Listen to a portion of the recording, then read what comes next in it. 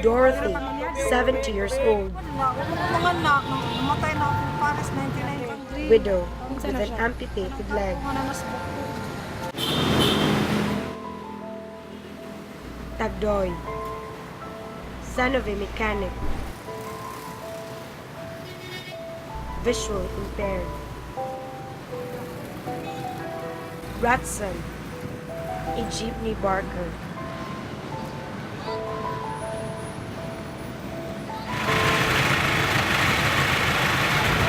They are called persons with disabilities, or PWD.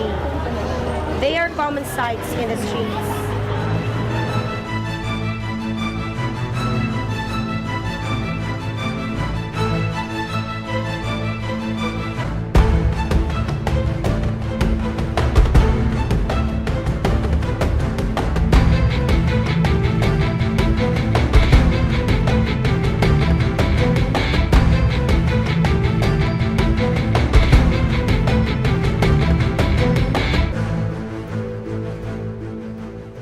Republic Act 7277 says a person is considered disabled when he has an impairment, either medical, psychological, or psychiatric in nature.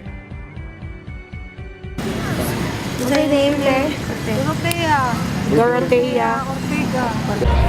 Dorothea Ortega or Dorothy. Her leg was amputated due to an infected wound. Her husband died 16 years ago. She does not have any child.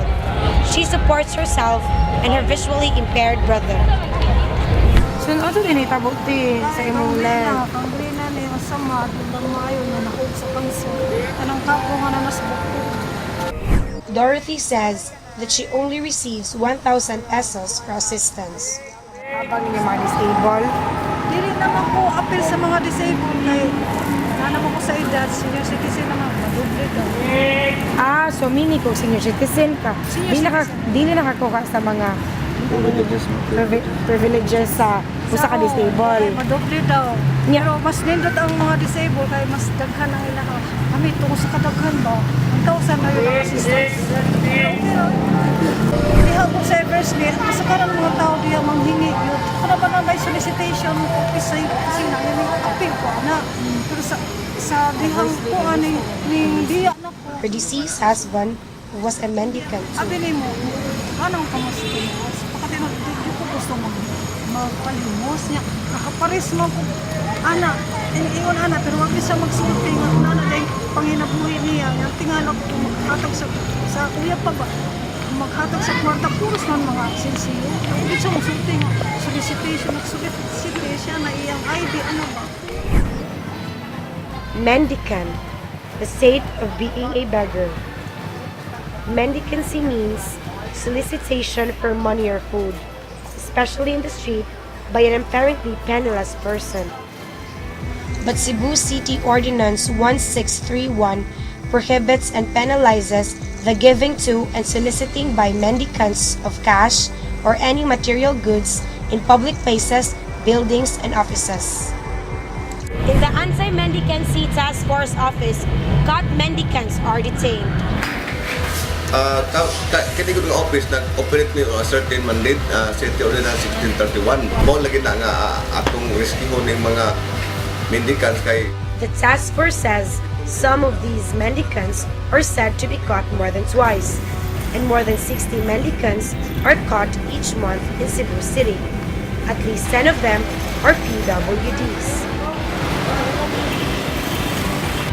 They get caught, punished, yet returned back to the streets again. This has been a vicious cycle. Tumulay na ilang po mga problema nga wa man sila makaon, mailang ni sir kaysa mangawa, mangayot para kaon mo na ilang kasagaran katason. Our team searched for a government agency that will cater to this problem, and we found the Area Vocational Rehabilitation Center 2, or AVRC2, the largest rehabilitation center for PWDs in Cebu.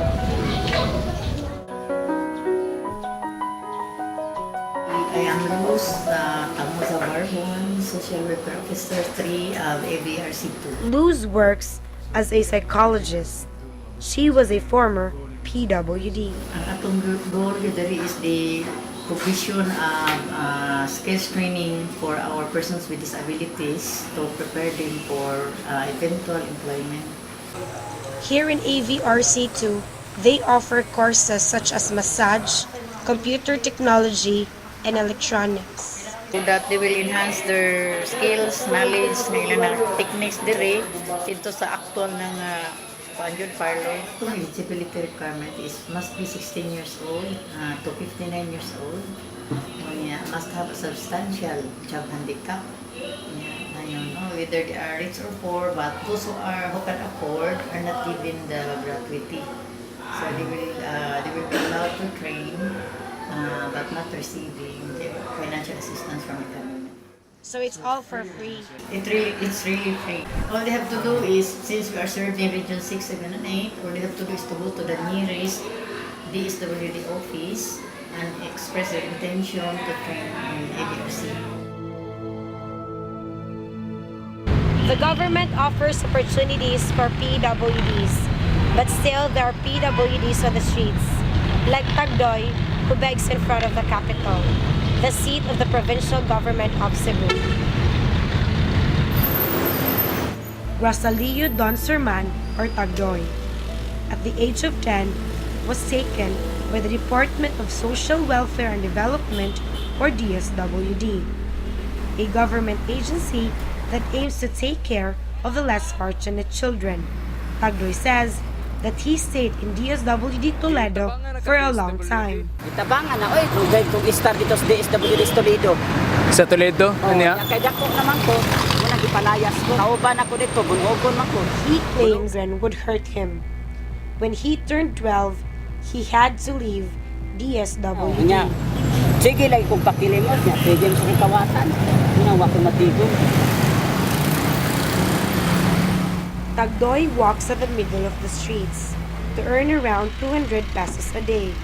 Ang ako lagi, mangayo ra. May man sana mangayo, kasi pangawan. Dugay nang gikuha na yung pangita, pakilimos. Pero nalay uban nga sa pakiro, pangawan.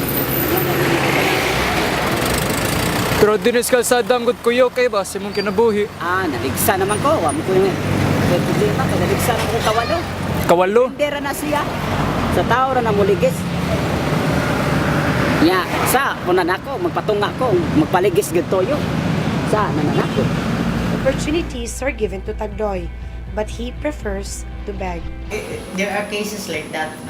They really go back to begging because they think that begging is much easier and has big money without exerting efforts. So, we can say it's an attitudinal problem. So there are really people who don't see the dignity ba sa ilang labor. So they're just contented to continue gigging despite the opportunities. Hindi tayo mga isolated cases. For those to be productive in society, the willingness of the PWD is important. Number one, Jud, na important is the willingness of the client to train.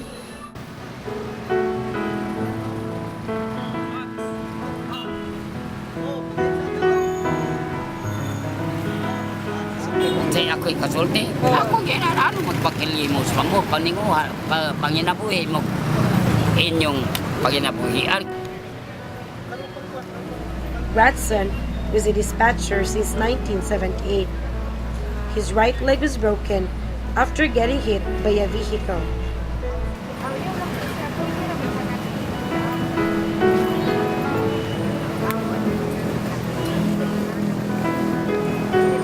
Minta, ingon man ng Ginoo.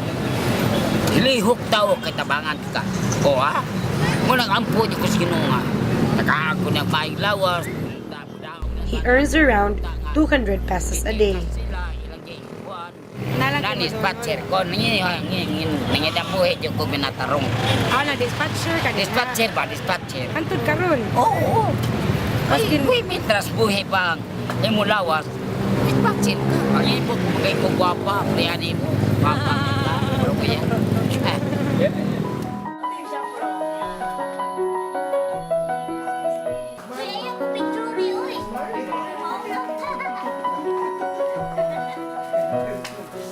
AVRC, tudluan ka nilang mga tahil baron or mga kay naaman ang mga disabled. Interesado ako, ana, wala na mo tudlo.